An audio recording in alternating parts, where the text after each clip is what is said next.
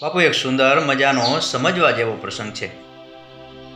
આપણા બધાના ઘેરે એક નાનું એવું મંદિરિયું હશે અને મંદિરિયામાં આપણા ઈષ્ટદેવ, આપણી કુળદેવીના ફોટા, છબીઓ કે મૂર્તિઓ હશે.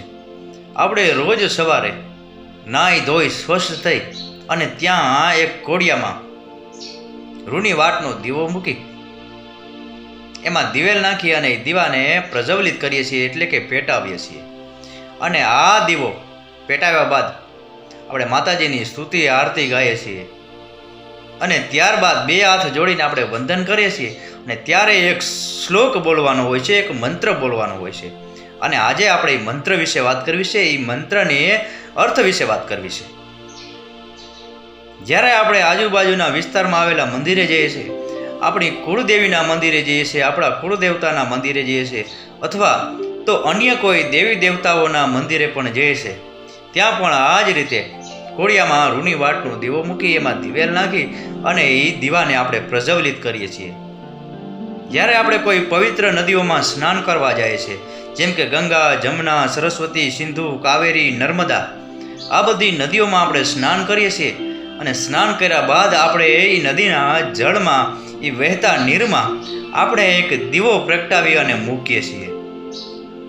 ત્યારબાદ આપણા ઘરે કોઈ હોમ હવન હોય, કોઈ પૂજા પાઠ કે પ્રસાદી હોય, કોઈ રાંદલ માતાજીના લોટા હોય, કોઈ સત્યનારાયણ ભગવાનની કથા હોય, અને આમાં પણ આપણે દીવાને પ્રગટાવીએ છીએ.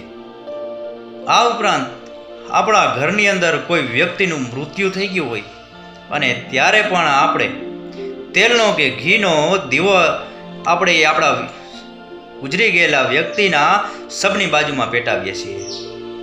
અને આ બધા દીવા એક શક્તિ સ્વરૂપ છે, એક બ્રહ્મ સ્વરૂપ છે, એક જાગતી જ્યોત સ્વરૂપ છે. અને આ દીવાની બાજુમાં આપણે બે હાથ જોડી અને એક મંત્ર બોલવાનો હોય છે. અને મંત્ર શું છે અને એ મંત્રનો અર્થ શું છે એ મારે તમને આજે જણાવવું છે.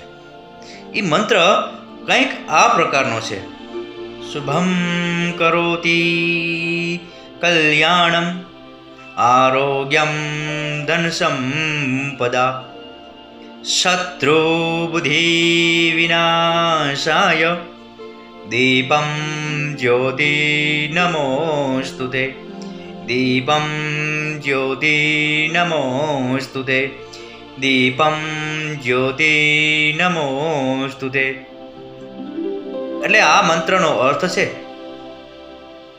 કે શુભ અને કલ્યાણ કરવા વાળી, આરોગ્ય અને ધન સંપદા આપવા વાળી, અને શત્રુઓની બુદ્ધિને વિનાશ કરવા વાળી એ દીપકની પવિત્ર જ્યોતિને હું નમસ્કાર કરું છું. એ દીપકની પવિત્ર જ્યોતિને હું નમસ્કાર કરું છું. એ દીપકની પવિત્ર જ્યોતિને હું નમસ્કાર કરું છું. આ મંત્ર બોલી અને આપણે વંદન કરવાના.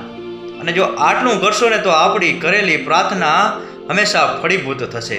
અને આ પ્રાર્થના ખરેખર એક સાચા હૃદયથી કરવામાં આવે અને મનના અંતકરણથી કરવામાં આવે તો આપણી કરેલી પ્રાર્થના સિદ્ધ થાય છે.